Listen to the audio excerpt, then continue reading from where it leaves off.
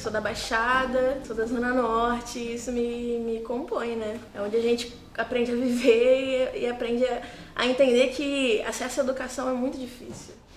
Para vestibular, para mim, foi muito importante, né? A partir do pré que eu consegui acessar a universidade. E a história do pré-vestibular é que, na verdade, eu não sabia para que servia pré-vestibular, né? Fui me perguntar, mas e aí, que faculdade? O que você está falando, né? Onde fica a faculdade? Porque eu não sabia geograficamente onde as universidades elas estavam localizadas na cidade, né? E eu só conhecia a UERJ porque eu estudava numa escola estadual no Turano, então para acessar eu passava em frente à UERJ, achava que a UERJ era a única universidade do Rio. Eu já tinha certeza que sozinha talvez eu não conseguiria, né? E aí eu achei um pré-vestibular numa capela, lá em Parada de Lucas, onde eu moro. Tinha uma faixa aquelas faixas, né, de veredas, faixas de favela, né? E aí eu fui lá, bati, e aí eles me falaram que custava R$30 a inscrição. E eu não tinha R$30. E minha mãe também não tem, meu pai também não tem. E eu falei, e agora? Passei 3 semanas tentando desenrolar R$30, consegui desenrolar R$30, voltei e fui, daí fiz a inscrição, né? E é isso, eu quero entrar na universidade, é por aqui. Eu consegui acessar a universidade, depois que eu me formei eu voltei pra lá. E aí hoje eu dou aula no pré-vestibular, sou coordenadora do pré-vestibular, porque na verdade o pré foi minha primeira extensão, né, de acesso à universidade, né, porque ali eu descobri que é importante, como é importante essa ferramenta, né, e a universidade só me preparou para eu voltar pro pré.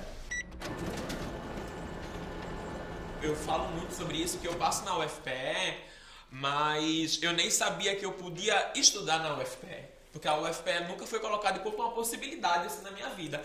É óbvio que a gente fala, vamos entrar na universidade, mas não é como se isso realmente se materializasse. Isso não está na minha frente todos os dias, sabe?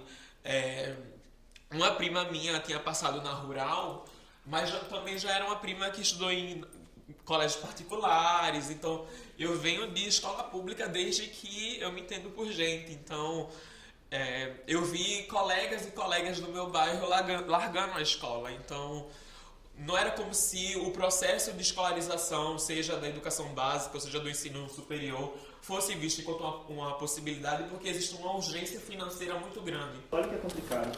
Mesmo com algumas pessoas que te ajudam, você continua muito desorientado. Tinha essa pessoa que me ajudava e terminei o ensino médio sem saber o que era faculdade de Direito, mesmo estando num espaço que tinha várias pessoas lá que foram para boas faculdades. Né? Tipo, pra mim é muito estrutural, muito de base. Se você não tem uma basezinha mínima que te ajude, você fica desorientado, muito perdido, que você não encontra outros pares para conversar sobre isso. E o tempo vai passando, as coisas vão acontecendo. Por isso que é isso, um pouco de esforço, políticas públicas e sorte. Infelizmente, sorte. A primeira camisa que eu tive no meu colégio foi ela que deu, quando eu cheguei no tipo, eu falei, cara, tem que pagar a camisa? Não sabia que tinha que pagar, ela me ajudou a pagar. E ela me deu um livro de Química. Foi o único livro que eu tive em todo o meu ensino médio, foi esse livro de Química. E eu lembro que, tipo, tinha uma professora, a professora Kátia, ela sempre falava, isso não é de sacanagem, ela dava da pior nota até a melhor nota. Então ela ia falando desde o que tirou a pior nota até a melhor. E eu muito distraído lá nos primeiros meses de aula e tal, e ela começou a falar os nomes, e eu distraído, ela falando mais nomes, eu continuei distraído com meus amigos e tal, até que quase toda, a turma toda foi falar do nome, eu falei, ué, cadê meu nome aí? E ela falou meu nome, eu tinha tirado a maior nota, assim, de Química. Eu falei, porra, eu tirei a maior nota de Química? Tipo assim, eu não me via, mesmo se eu não considerava uma criança inteligente, no ensino médio eu não me considerava alguém inteligente. Isso é bizarro. E eu tirei a maior nota da turma, falei, caralho, eu gostei dessa parada de ser melhor em alguma coisa.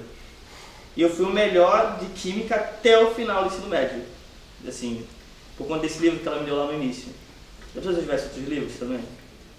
Eu sou a primeira pessoa da minha família a adentrar o espaço da universidade. E é muito louco pensar, né, toda essa trajetória até a minha entrada, porque agora que eu estou saindo, eu me sinto com o mesmo sentimento de ambivalência. Porque sempre foi um sonho, eu sempre sonhei estar na universidade, mas nunca me imaginei dentro desse espaço, né, principalmente fazendo o que hoje eu faço. Então, assim, eu estou saindo e ainda parece que eu estou vencendo tudo isso. Mas eu sempre fui muito estimulado, né, a estar naquele espaço. Eu me lembro de inúmeras vezes ao chegar da escola, né, na época que eu estava no ensino fundamental ainda, E é da minha mãe sentar comigo na mesa para fazer o trabalho, falando, olha filho, você tem que estudar, né? Você precisa mudar a história da nossa família. E a única possibilidade da gente reverter esse quadro é por meio do estudo. Então vocês precisam estudar, né? Falando para mim e para o meu irmão. Então eu cresci com essa palavra muito forte, né? De crescer e mudar o meu ambiente familiar. No meu ensino fundamental, eu estudava numa escola particular e a gente tinha aula de português e o professor de português, inclusive, era um professor negro. Ele sempre estava do meu lado e ele sempre me observava, e eu não era uma aluna boa de português, porque eu tinha preguiça da escrita.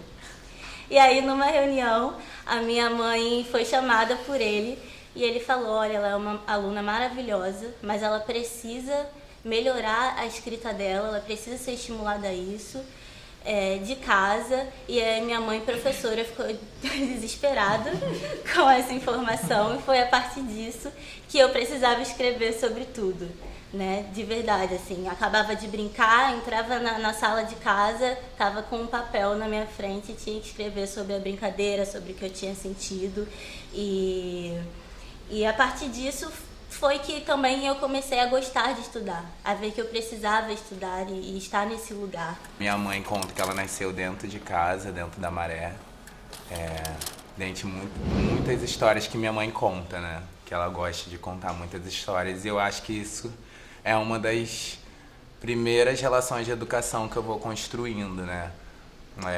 Eu sempre tive uma relação com a minha mãe que é para além do que a escola dava. Então, tipo, ela estava sempre ali fazendo movimentos dela, ela comigo, de experimentar leitura, experimentar desenho, pintura. Mas também me colocou no César Perneta, que é um colégio de dentro da Maré, por uma questão de também ali de autocuidado, né? E aí eu passei ali naquele contato com o colégio, aquela relação com aquele colégio era muito hostil à minha figura. E eu passei a não me identificar com o espaço escolar.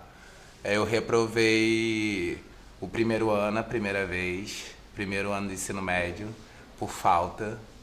E aí a gente começou a ter as nossas brigas em torno da minha sexualidade. E aí eu entendi que aquele era o lugar que era de troco que eu dava nela. E eu repeti mais 3 anos no terceiro ano por falta também.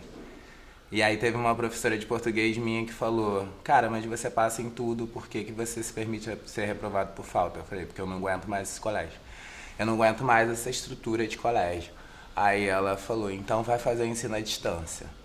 Aí eu fui fazer o ensino à distância e passei no vestibular no mesmo ano. Quando eu escutei Linda Quebrada pela primeira vez, e acho que a gente também conversou sobre isso quando eu conheci ela pela primeira vez, em A Lenda ela fala muito sobre aquela figura daquela pessoa LGBT que é violenta de todas as formas possíveis, mas ela é inteligente.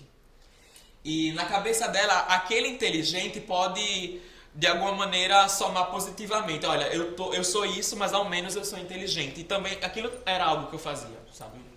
Então, eu era bagunceira, mas eu não podia ser expulsa porque eu estava passando com 10 em todas as matérias.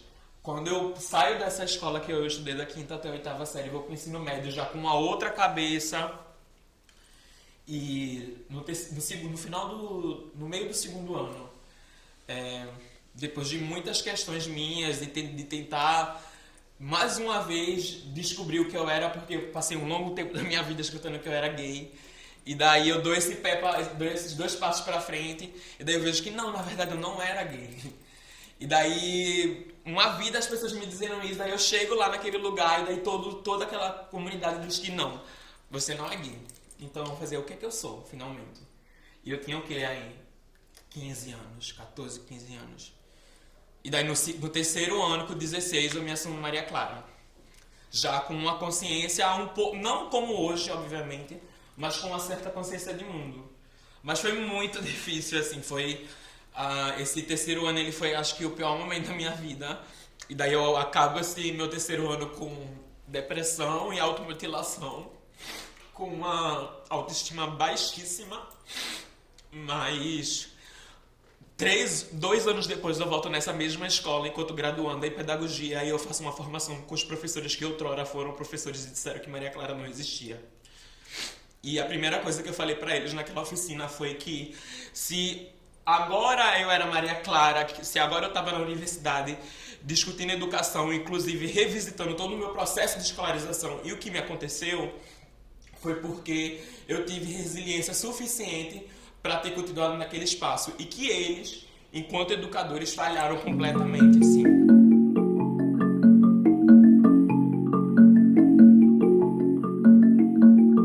Eu me descobri negro na universidade. Foi bem no início da universidade. Eu já via que eu era a única pessoa naquele espaço, dentro do curso de administração, mas o grande ponto para mim foi um coletivo Nuvem Negra, né? Quando eu comecei a descobrir que, como eu disse, né, o meu cabelo era mais curto, eu não sabia que eu tinha essa possibilidade de deixá-lo grande, a questão do Black Power e tal, isso para mim não era uma realidade.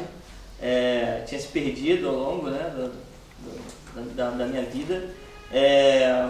E também porque eu fui militar por muito tempo, então isso se perdeu no meio do caminho, então eu me identificava. Quando as pessoas me perguntavam, qual é a sua cor, que, sabe, tem aquelas perguntas bem básicas que você começa a receber na universidade, e eu falava meio desconfiado, eu sou negro. Mas você não é negro, pô, você é cor de jambo, você é chocolate, eu era tudo menos negro, né? Eu também. Então, era um rolê, assim. E beleza, eu falei assim, porra, ser negro deve ser ruim mesmo, porque eu tô acostumado a ver negro, sabe, tomando chicotada no livro de infância, então... E a galera fala que, tipo, não, é como se negro não fosse maneiro, você... mas graças aos orixás, à natureza, a tudo, eu conheci a galera preta da universidade, que começaram a me orientar com relação a essas coisas, e eu comecei a me entender como negro, né? E foi aí que... Aí não parou mais também, né? Entrei na medicina. E entrei lá, eu me deparei com uma realidade que eu não estava esperando. Uma realidade sombria, onde na primeira reunião o professor chega e fala para todo mundo assim: agora vocês fazem parte da elite detentora do saber no Brasil. Portem-se como tal. E aí você olha para o lado, você não vê um preto. Olha para o outro, não vê um preto. Olha para cima, para baixo, não tem preto. Você é o único preto de uma turma de 74 pessoas. E todos filhos de donos de hospital, filhos de donos de posto, de empresário. E eu papai contando moeda para poder pagar ao final do mês. Conseguíamos pagar, mas... E aí chegou no momento que... Aí eu descobri uma outra mina preta na minha turma. Eu me apeguei a ela, uma baiana. Aí eu falava assim: Kelly, nós somos os únicos pretos aqui, Kelly. Que é isso? Ela: pois é, Fredinho, só tem a gente. E aí? E aí, vamos embora seguir o baile, vamos tocar e ver o que vai dar. E aí, depois de 4 anos, os cursos duram 6 anos, depois de 4 anos surgiu mais uma menina negra lá no primeiro período. Então assim, foi um período muito longo de só nós dois de preto na faculdade inteira. Aos 17 anos eu gravo um documentário, que é o Transparência, com o Igor Travassos, que foi um estudante de cinema da UFPE, negro, cineasta negro, e ele fala pra mim assim: vamos entrar na UFPE, vamos tentar.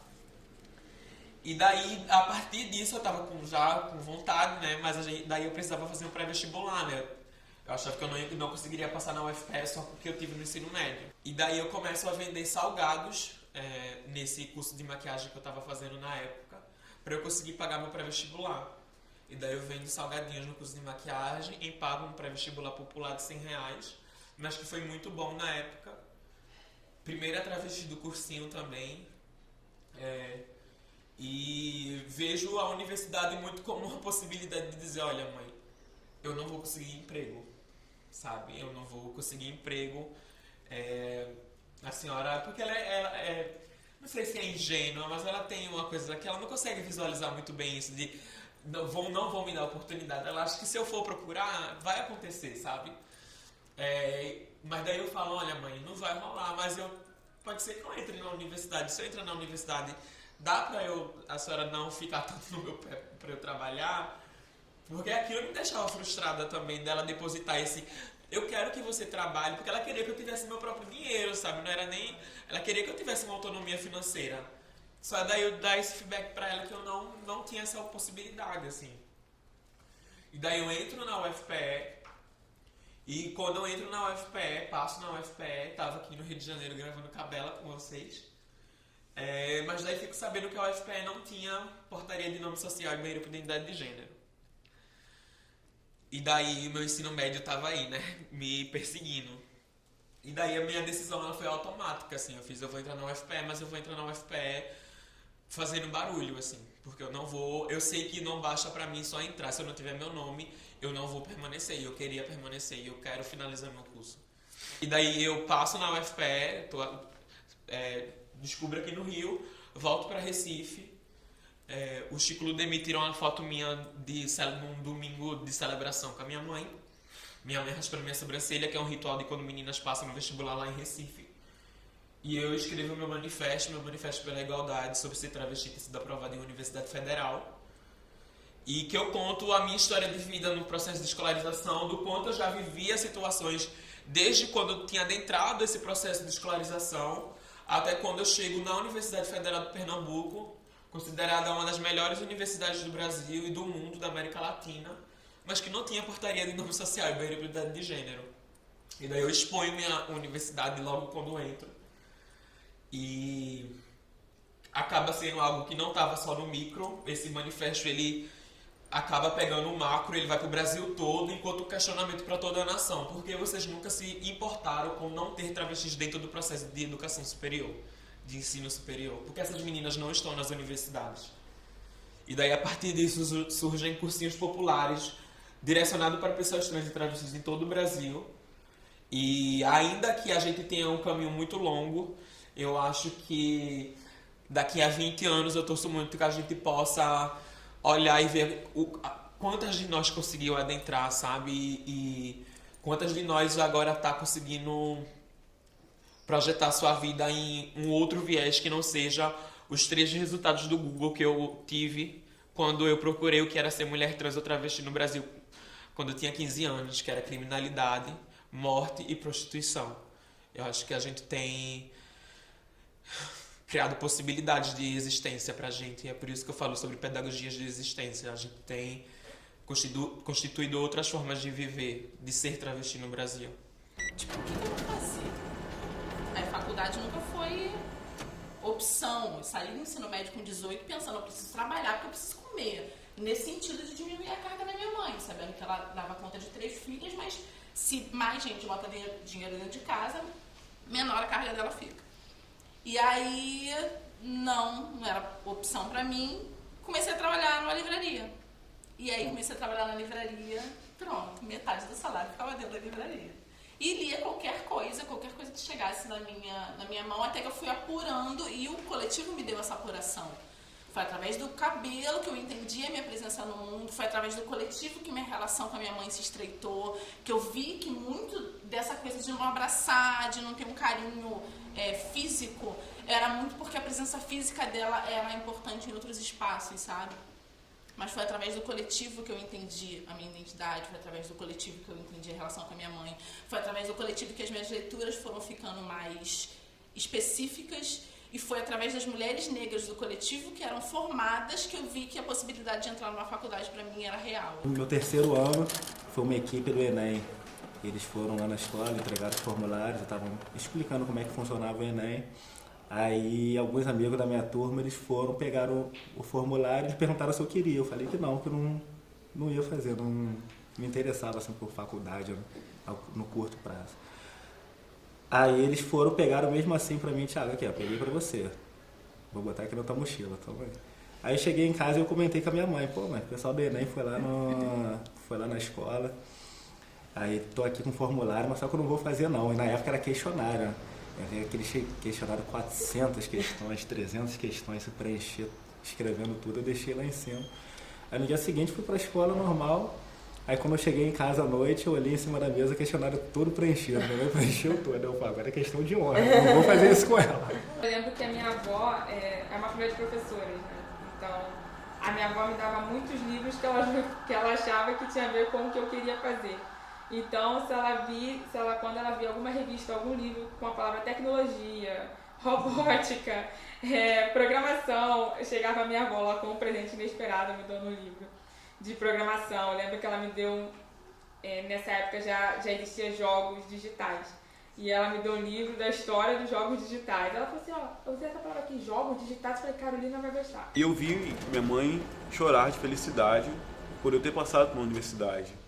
Não era uma pública, não era um curso da elite, mas era uma universidade. Ela, desde então, pôde bater no peito e dizer que ela teve um filho da universidade. E os caminhos são tão bonitos que hoje minha irmã estuda serviço social, e o primeiro momento em que ela falou, Dodô, eu vou estudar, agora é o meu momento. E você me incentivou a estar nesse lugar. Eu acabei servindo como exemplo para minha irmã, para eu poder estar na universidade. Os meus pais, eles foram muito, muito presentes. Na verdade, foram muito presentes em toda a minha vida, mas muito especificamente na formação, durante a graduação, eles foram muito presentes. Quando eu fui escolher o curso, eu não queria ter feito direito. Na verdade, até hoje, eu sempre falo para as pessoas que eu não consigo me reconhecer muito no curso. Eu queria ter feito dança, assim, né? Onde é que você tá, amiga? O que é isso que está acontecendo na tua vida? Eu acabei indo para o direito porque a minha família sempre teve muita esperança no ambiente universitário, né? A minha família sempre colocou muita importância, muita relevância em estar na universidade, em ter uma graduação. Porque eu acho que na visão da minha família isso era como se fosse a resposta para os nossos problemas todos, assim, sabe, você vai conseguir um emprego. Se você tiver uma graduação, você vai conseguir se inserir em algum mercado. E eles queriam que eu escolhesse uma faculdade que me permitisse, de alguma forma, pensar o máximo de inserção possível. E eles ficaram muito felizes. O meu pai, na verdade, se formou em Direito, mas ele se formou numa universidade particular. Enfim, que também foi super perrengue para ele fazer, foi uma correria. Então, para ele foi muita alegria, para ele em particular, mas para os meus pais de maneira geral, para minha mãe e para meu pai, foi muito recompensador ver que eu, enfim, consegui seguir e trilhar esse caminho que eles estavam pensando para mim. E eu lembro que eu não consegui ver o resultado na internet, eu tive que ligar, tinha um 0800 do INEP, eu tive que ligar desesperada, falei, mãe, será que eu vou conseguir ou não? Vou ter que ligar para eles. Eu liguei uma, duas, na terceira vez eles deram o resultado. E o resultado, eu estava só com a minha mãe em casa, que eu tinha passado em primeiro lugar para uma universidade pública de Petrópolis, que era o antigo Instituto Superior de Tecnologia, e tinha ficado em quinto lugar na Unirio, em Sistemas de Informação, só que era à noite. E aí eu tinha 17 anos. Eu desliguei o telefone, sentei e comecei a chorar. E aí minha mãe chegou na sala e falou assim, o que aconteceu? Eu falei, mãe, passei. E aí minha mãe ficou super feliz, eu só chorava, porque eu tava lembrando de tudo que eu tinha passado. Tipo, eu quando era criança era muito apegada ao meu pai, e aí de repente a gente se distanciou de uma forma assim, muito inesperada, e era uma pessoa que não me apoiava e não me apoia nos estudos até hoje. Então eu só lembrava de assim, cara, foi o esforço da minha avó, das minhas tias, da minha mãe, a minha mãe fazendo amizade, que ela faz amizade muito fácil, com os jornaleiros, para eles guardarem todos os dias do estudante daquele ano, para eu saber as atualidades, saber a parte de matemática, física e tudo mais. Os professores me doando livros, porque era muito caro. Então já que a minha avó pagava, eu não pedia mais nada a ela, eu tinha que dar um jeito. Ou eu me virava com os estágios que eu conseguia arrumar com técnico de informática, ou eu não tinha vergonha de pedir aos professores, olha só, você tem livros em casa de matemática, física, química que você possa me doar para eu conseguir seguir estudando para o Enem? Então foi tudo isso na minha cabeça e eu tinha que me recompor porque eu tinha que fazer a matrícula. Mesmo com toda a política afirmativa, eu fui um cara que não consegui ter acesso à universidade por causa das cotas, assim. Eu achei, tipo, o que você falou é muito importante, porque a informação não chega, assim, cara. Eu falo isso por causa dos meus amigos da Penha, que nunca fizeram Enem, não sabem que tem uma política afirmativa de cotas, que eles têm acesso, que eles poderiam usar. Eu não sabia as regras, e quando eu fiz o Enem, eu achei que eu poderia, só por ser negro, a ter acesso à política de cotas. Eu não tive, porque embora eu tenha estudado na FATEC também, eu não terminei o ensino médio na FATEC. Eu nessa de trabalhar, de fazer grana e tal, eu saí da FATEC para trabalhar e estudar. Eu já estava com a cabeça no mercado de trabalho, eu já queria fazer grana, queria fazer meu corre, fazer o dinheiro assim para poder me manter vivo também.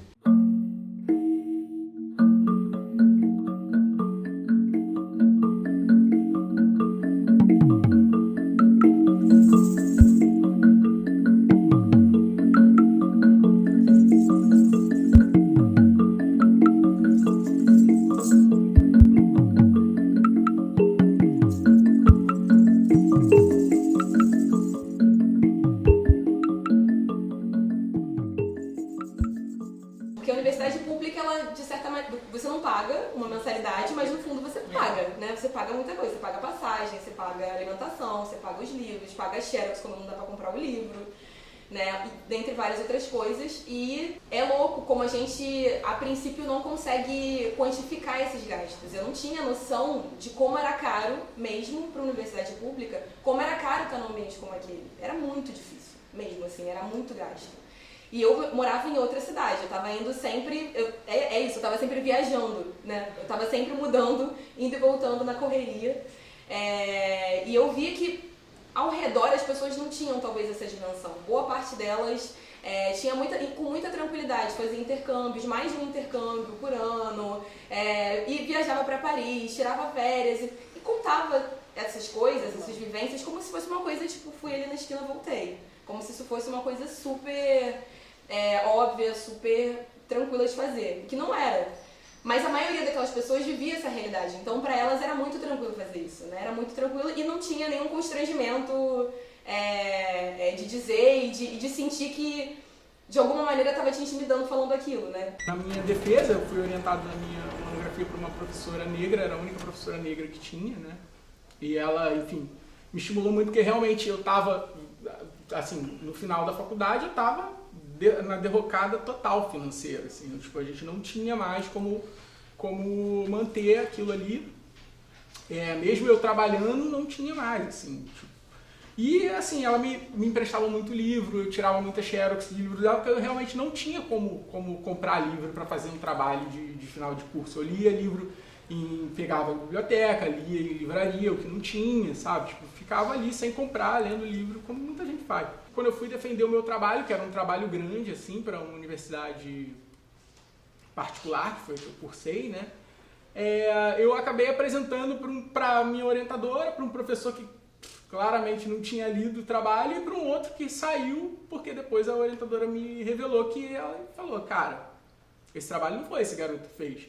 Ele falou, depois a minha orientadora me falou, um tempo depois, né, que como ele não conseguiu, né, detectar tal, plágio, deve ter procurado na internet, não era o que é hoje, mas já dava para procurar alguma coisa, ele falou, cara, esse garoto comprou esse trabalho não é desse garoto, assim, porque era um trabalho que, assim, pelo número de páginas, etc., não era comum ali e tal, ainda mais eu, que não era esse aluno que virei esse aluno interessado do dia para a noite, que foi realmente o que aconteceu.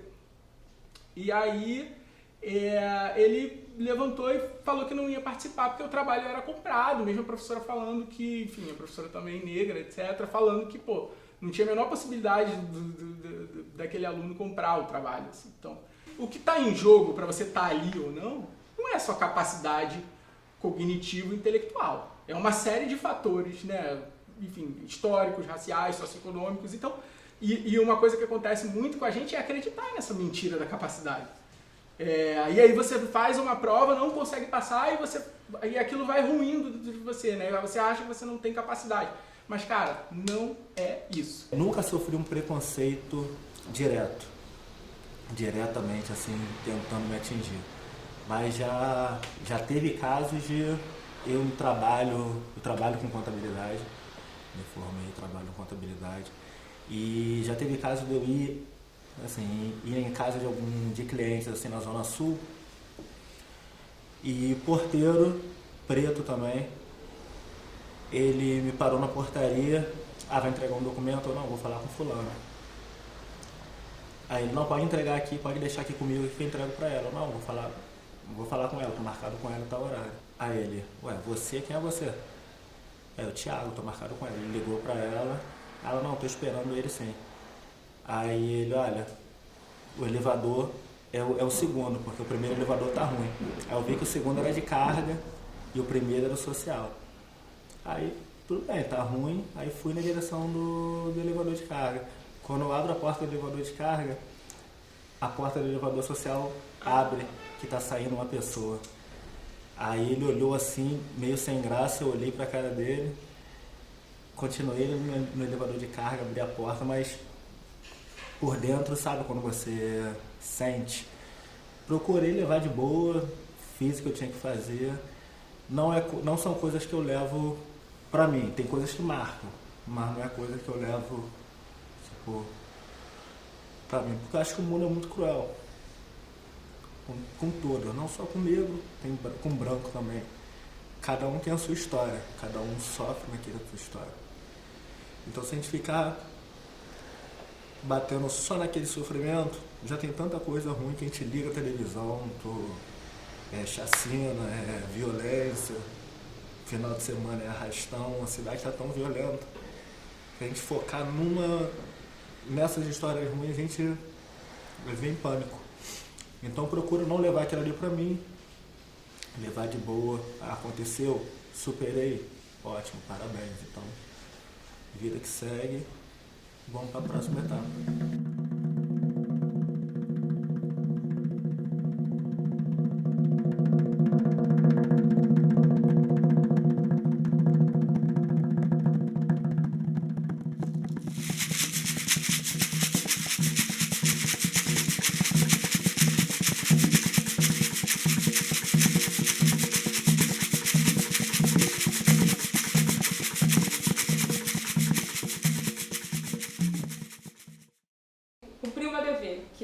Eu estava estudando para uma universidade pública. Eu nunca imaginei estar onde eu estou hoje, que é a PUC. Né? Não passava pela minha cabeça, eu não sabia andar na Zona Sul, eu não sabia pegar metrô, eu não sabia que ônibus que eu saía de Caxias para a Zona Sul. Eu não sabia onde ficava, para mim Gávea, Flamengo, era onde era o... É isso mesmo. Era onde ficava a equipe do Flamengo, para mim era tudo a mesma coisa. E depois que eu comecei a andar para cá, depois que eu consegui um estágio no segundo período, que foi no Centro Educacional da Lagoa, que aí eu fazia Caxias, Petrópolis e Lagoa. Eu almocei muitas vezes nos ônibus e dormia muito nos ônibus. Fiz muita amizade com os motoristas, tive aniversário nos ônibus também. Porque eu fazia amizade só pra não ficar passando aquilo tudo sozinha. Aí depois de uns 3 meses, o meu chefe falou assim, Ana, ele perguntou assim, numa conversa, como é que você chega aqui, como é que você vai pra casa? Eu falo, pego o ônibus, 170, 173, ele virou pra mim e falou assim, cara, tu não sabe andar de metrô não? Eu falei assim, não. Ele foi, quando ele me ensinou, mais uma semana de aprendizado, ele passou uma semana indo comigo até o metrô de Botafogo, me ensinou a pegar o ônibus, descendo na estação de metrô de Botafogo, e onde eu tinha que descer na estação central para pegar o ônibus para casa. Então, eu sinto que eu tive oportunidades até por não ter tido esse apoio, que eu acredito que seja muito importante, não é só o apoio da minha mãe, da minha avó, das minhas tias, mas um apoio paternal para você ter uma outra visão. Então eu sinto que, às vezes, para eu lidar com as questões, eu lido muito de forma independente, pela forma que eu fui educada em casa, com mulheres muito fortes, sempre prontas a ajudar. São estratégias de sobrevivência e hackeamento, né? Como é que você pode aproveitar as ferramentas que você tem e transformar aquilo, né, em força motriz para você continuar naquele espaço. Como a gente já falou aqui, né, ingressar na universidade, pra muita gente é o mais difícil, pra gente foi muito difícil, mas depois você coloca o pé lá dentro e você vê assim, calma, eu preciso me manter aqui. E parte desse pensamento é que vê essa história, né? Minha mãe, ela trabalhava no período da universidade, ela trabalhou de recepcionista, né, em clínica, naquelas clínicas que você vai fazer exame, né? E aí ela trabalhava numa clínica na Barra, e óbvio que a gente não tinha computador, né, com acesso à internet e tal, e nem impressora. Então na universidade, eu fazia uma universidade de humanas, você tá ali, você precisa ler o texto. Você precisa ler o texto na hora certa, porque toda aula vai ter muitos textos pra você ler. E aí como é que eu ia? Não tinha dinheiro pra Xerox, né, não tinha computador, e aí? E aí a minha mãe, o que ela fazia? Ela imprimia os textos no laboratório onde ela trabalhava. Só que ela não podia dar pinta também, que ela estava imprimindo o texto no laboratório. Então ela imprimia nas folhas de rascunho do laboratório. Então eu li os textos, nos versos tinham os exames das pessoas, entendeu? Porque ela usava o rascunho, né, que sobrava das folhas. Isso foi muito marcante pra mim, né, porque é isso, né, foi uma das estratégias que eu tive pra continuar aquilo que a gente falou aqui também, né, que você precisa ser 3, 4 vezes melhor, né, e aí minha mãe falava isso pra mim, você precisa ser melhor do que todo mundo ali, na cabeça dela, porque ela me preparando, né? Ou seja, você precisa mostrar que você merece estar nesse lugar. E a universidade sempre foi isso pra mim. Eu precisava provar que eu merecia estar ali, né? Aí eu já tava mais safo, né, na academia. Eu já tava fazendo a minha pesquisa também, já tava próximo a me formar. Minha pesquisa, o recorte da minha pesquisa já tava em teatro, em negritude, favela. Já era uma decisão. E aí picharam no banheiro Pretos Fedem. E aí toda a escola, né, o corpo docente da escola postou nas suas redes sociais que repudiavam aquele ato. Só que o meu corpo viveu inúmeros processos de violações com aqueles professores. E aí eu falei, eu estava fazendo 9 matérias, e aí eu tava louca para me formar, eu queria me formar em 2 semestres. Eu tinha 9 naquele e eu ia fazer 8 na outra para acabar. Porque a minha decisão foi assim. Vou escrever, então, todos os meus trabalhos de todas as matérias sobre racismo. Racismo institucional e como ele é construído na educação antes desses professores existirem e como eles continuam reproduzindo. E aí todos os professores aceitaram. Alguns, assim, tipo, teve um que eu peguei ele no semestre seguinte, ele virou e falou: ai, eu só não te questionei porque eu entendi que aquilo não era no meu lugar, mas você é muito abusado. E aí quando eu fui pegar a nota do trabalho, era isso. Você pegava a nota do trabalho e se você não tivesse tirado uma nota boa, você já estava na prova final. E aí ele foi me deixando por último. Aí ele começou com o discurso. Então, não entendi o seu trabalho. Aí eu falei, o quê? Aí ele, porque eu te pedi pra você falar sobre Shakespeare. Aí eu falei. Aí ele, mas você escreveu só na última lauda. Eu falei, porque como pesquisador, aluno, que estou me colocando nesse espaço acadêmico, é pertinente que eu comece a construir minha pesquisa. Eu não estou, tipo, no primeiro semestre. Eu já estou quase no penúltimo período, entendeu? Aí eu falei, então as coisas já vão se definindo mais sobre o que eu quero dizer. Eu não quero falar sobre Shakespeare, mas mesmo eu falando. Aí ele falou, olha, Wallace, de verdade, eu não quero discutir com você, mas é porque o teu trabalho parece um desabafo. Aí eu falei assim, eu acho que é um equívoco. Desculpa, porque meu trabalho, ele tem as normas da ABNT, ele tem referência bibliográfica, ele tem pesquisa e ele tem conteúdo e reflexão. O que te leva a achar que o meu trabalho é um desabafo? O que te autoriza você a achar que o meu trabalho é um desabafo? Entendeu? Tipo, eu tenho amigos, eu tenho mãe, eu tenho um irmão, eu tenho uma família, tipo, que a última pessoa que eu ia querer desabafar era um professor de uma universidade que eu nem gosto de assistir às aulas dele.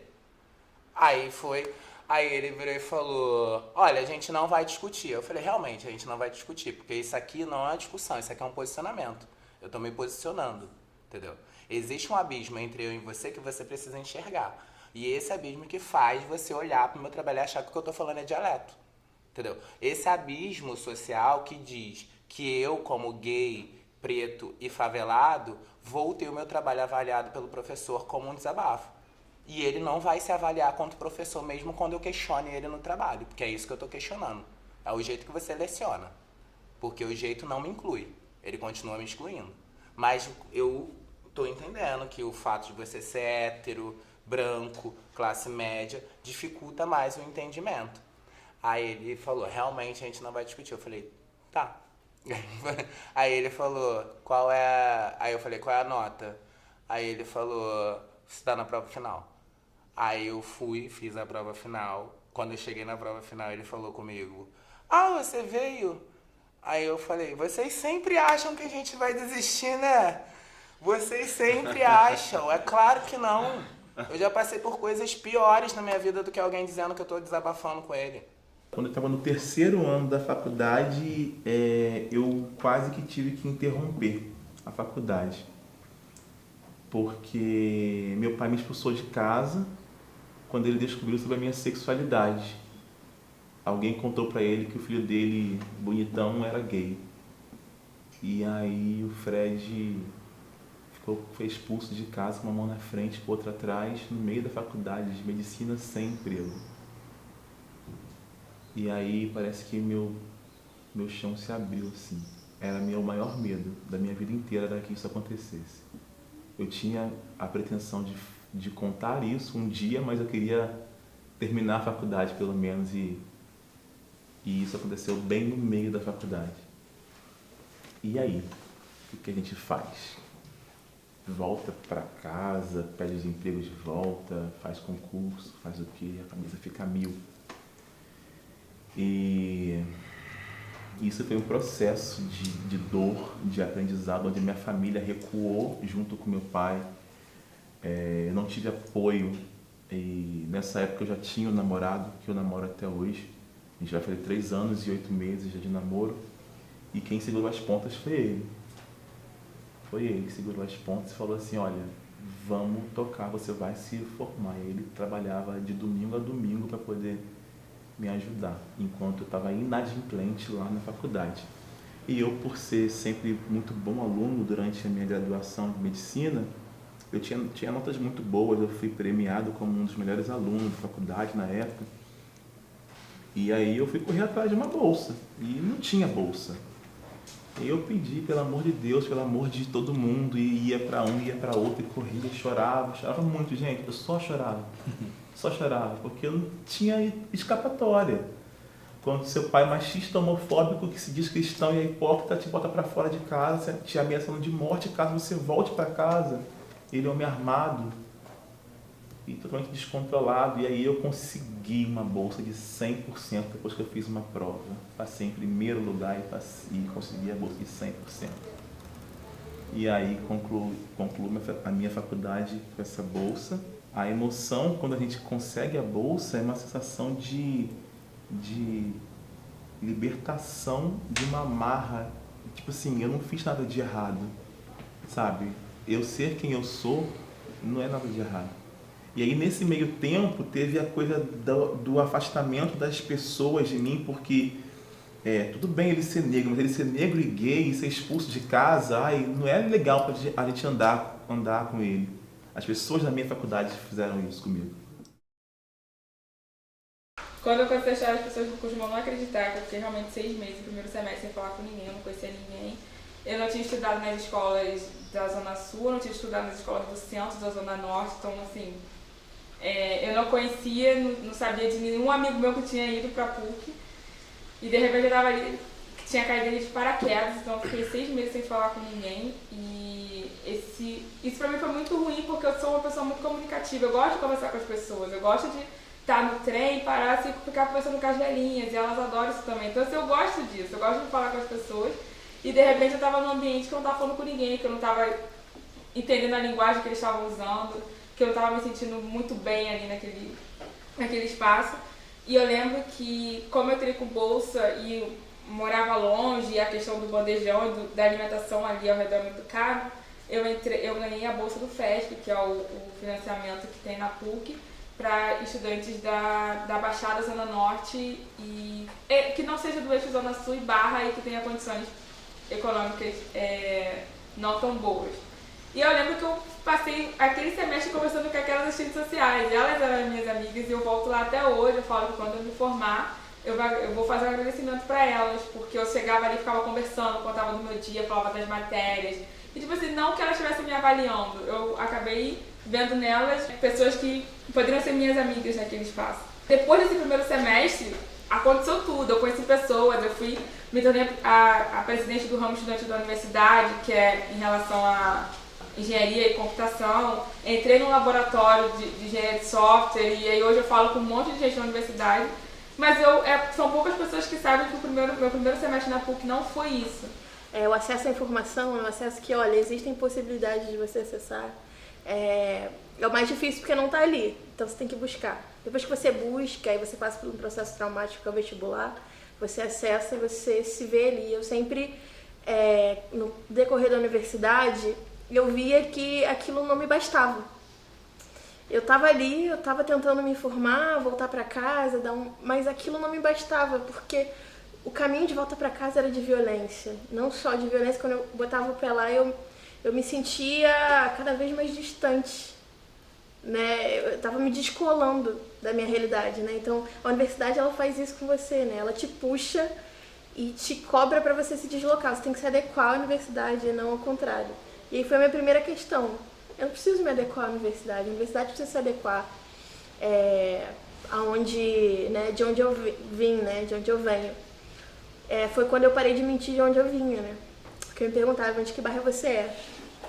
E aí eu falava, cara, de Irajá, né? Vista Alegre, que são bairros da Zona Norte, que para as pessoas.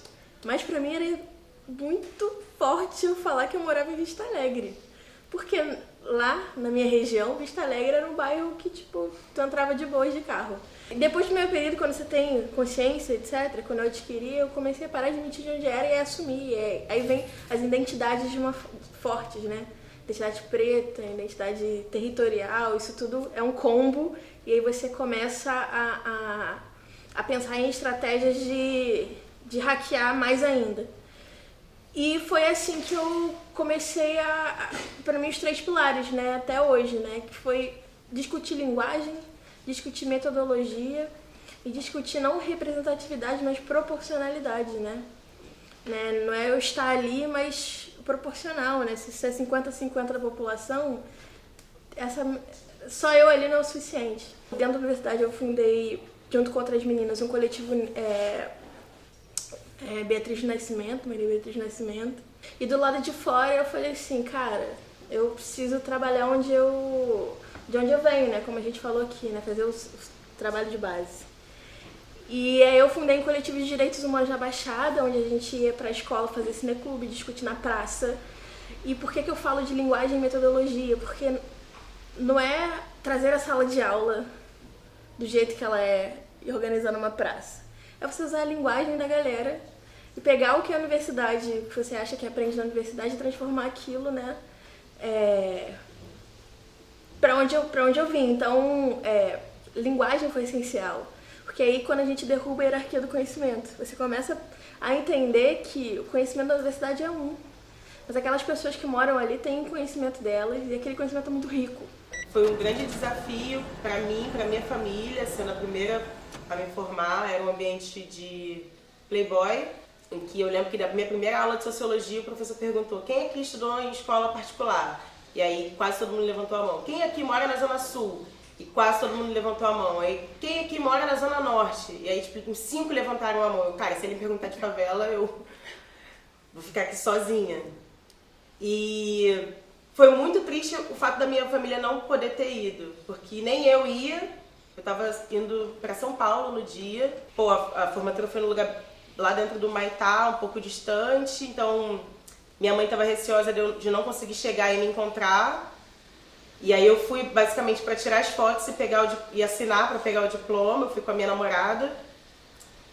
E em vários momentos eu fiquei assim, muito triste, porque eu olhava ao redor e via todas as pessoas com as famílias e eu pensava no quão importante era para minha família, principalmente para minha mãe, me ver com aquela beca.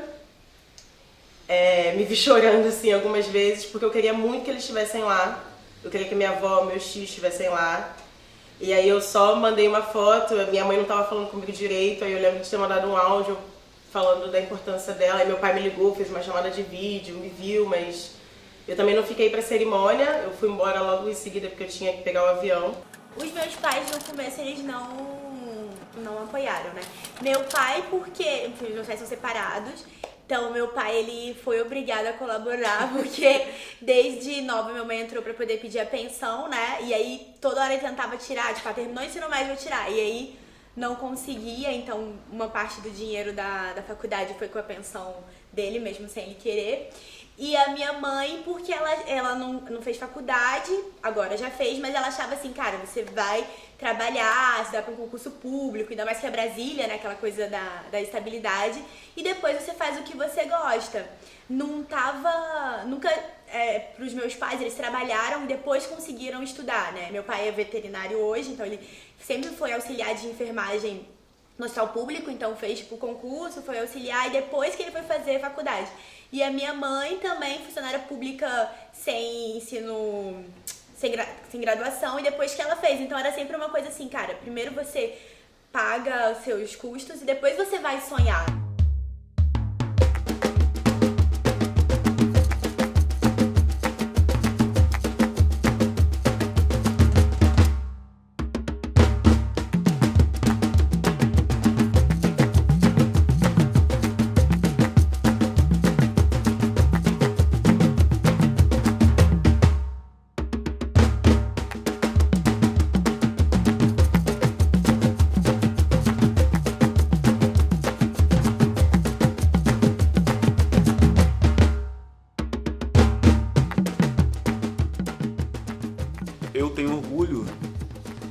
primeiro da minha família a alcançar algo devido aos estudos.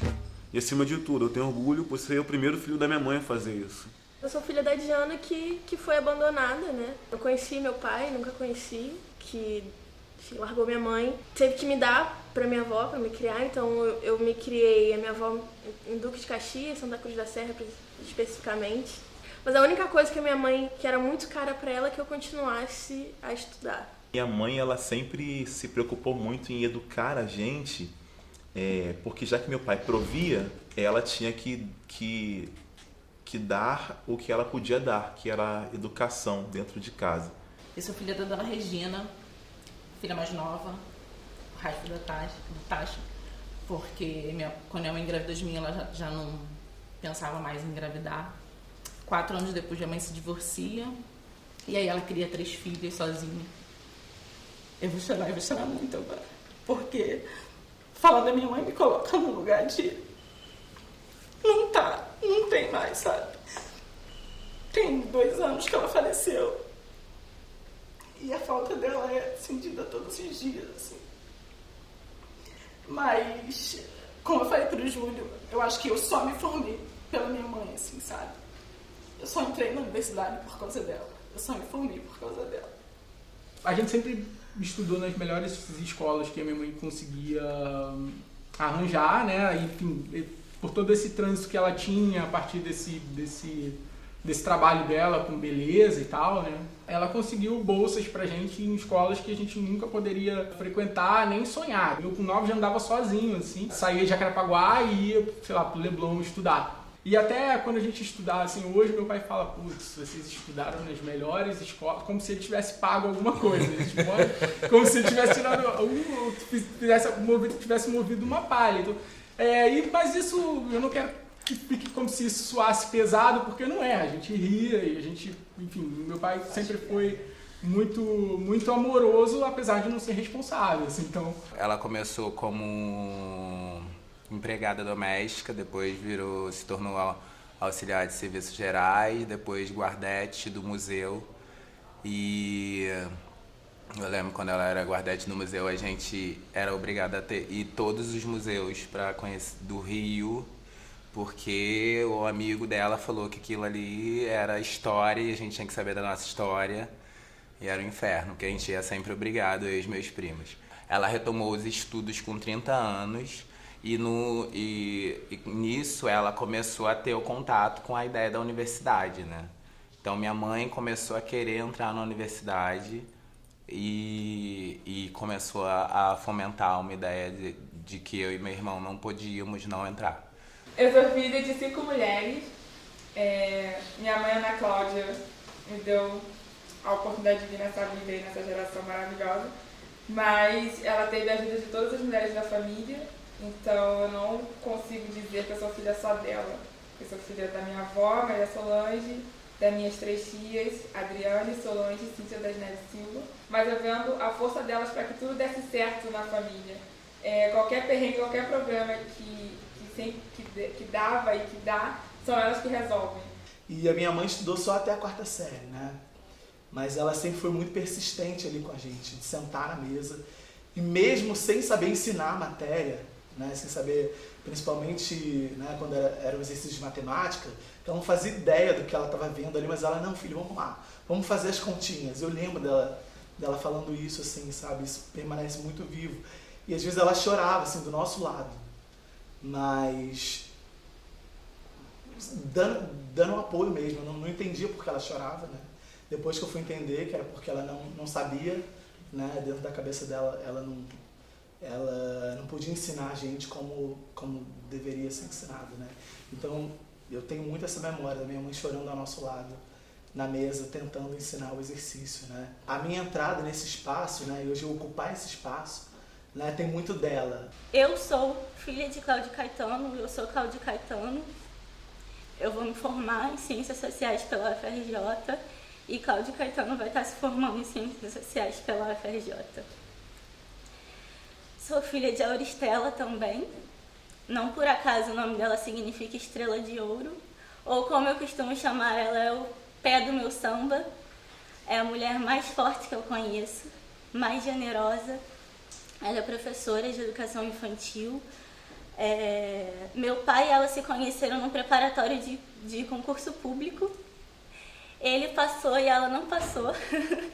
E aí foi toda uma trajetória de muita dificuldade para ela, porque era difícil achar emprego e ela sempre resistindo, sempre arranjando maneiras. Montou escolinha no nosso quintal de terra na época, vendeu crochê, minha mãe fazia de tudo, até conseguir passar para a prefeitura e ser professora de colégio público e assim, já com mais de 50 anos e ser a glória dela.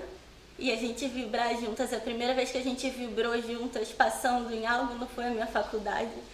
Foi o concurso que a minha mãe passou, que ela queria tanto, que ela sonhou tanto na vida dela.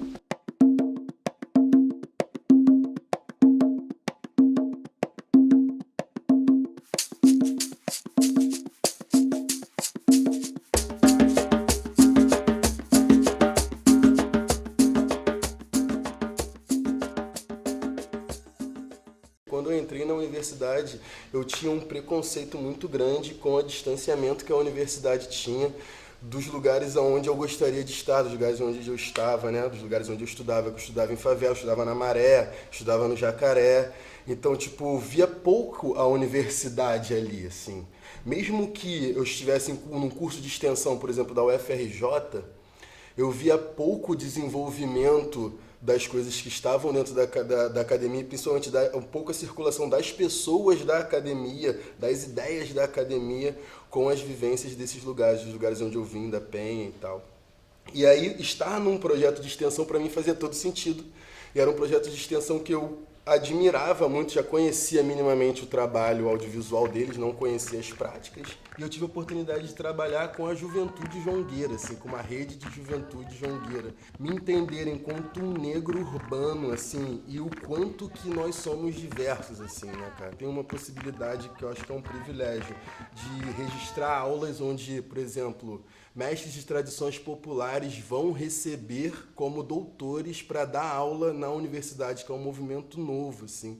O movimento do encontro de saberes, que é um movimento que vem mexendo muito nessa forma de entender a circularidade do saber e a formação do saber e tirar a academia do centro de produção de saber, né? Então, eu, por exemplo, tive a oportunidade de filmar a última ida do Tio Mané na UF. Ele morreu poucos meses depois. O Tio Mané é uma das lideranças quilombolas do Quilombo São José da Serra, que morreu com 97 anos. Eu tive a oportunidade de filmar a última vez que esse cara esteve na universidade para dar aula, recebendo enquanto um doutor convidado, né? E a Rita, que é uma baiana que trabalha no Encontro de Saberes e na UNB e tal, eu fiz uma aula há pouco tempo, esse semestre eu filmei uma aula onde ela falou uma coisa que tem muito a ver com isso, com esse processo, que é: não existe falar sobre mim sem mim. Então, eu acho que todo esse processo que a gente está falando aqui, eu acho que é um pouco disso, assim. Não dava mais para a universidade falar de nós, falar sobre o Brasil, que, né, que se a gente entende o Brasil, a gente entende a contribuição que a gente tem para a formação disso, sem a nossa presença.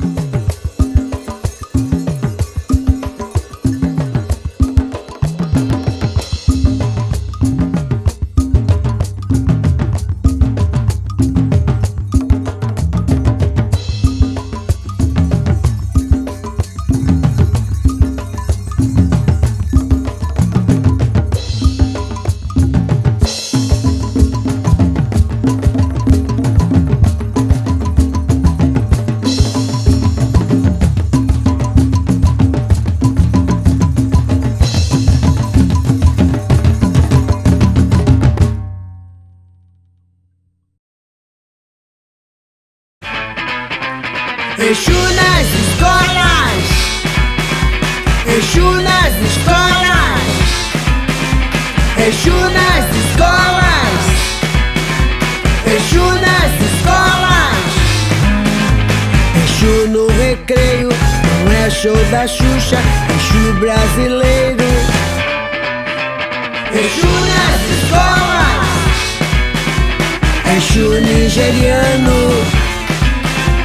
Exu nas escolas, e a prova do ano é tomar de volta a alcunha roubada de um deus urubano.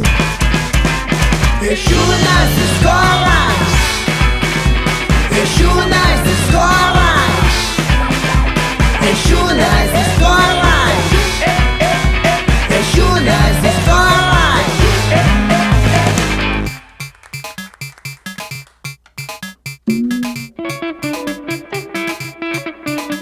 Estou vivendo como um mero mortal profissional, percebendo que às vezes não dá pra ser didático, tendo que quebrar o tabu e os costumes frágeis das crenças limitantes. Mesmo pisando firme em um chão de giz, de dentro pra fora da escola é fácil aderir a uma ética e uma ótica presa em uma enciclopédia de ilusões bem selecionadas e contadas só por quem vence. Pois acredito que até o próprio Cristo era um pouco mais crítico em relação a tudo isso. E o que as crianças estão pensando? Quais são os recados que as baleias têm para dar a nós, seres humanos, antes que o mar vire uma gosma? Cuide bem do seu tcheru. Na aula de hoje veremos Exu voando em um tissuru, entre a boca de quem assopra e o nariz de quem recebe o tissunu. As escolas se transformaram em centros ecumênicos. Exu te ama e ele também está com fome, porque as merendas foram desviadas novamente. Num país laico, temos a imagem de César na cédula e um Deus seja louvado, as bancadas e os lacaios do Estado. Se Jesus Cristo tivesse morrido nos dias de hoje com ética, em toda casa ao invés de uma cruz teríamos uma cadeira elétrica.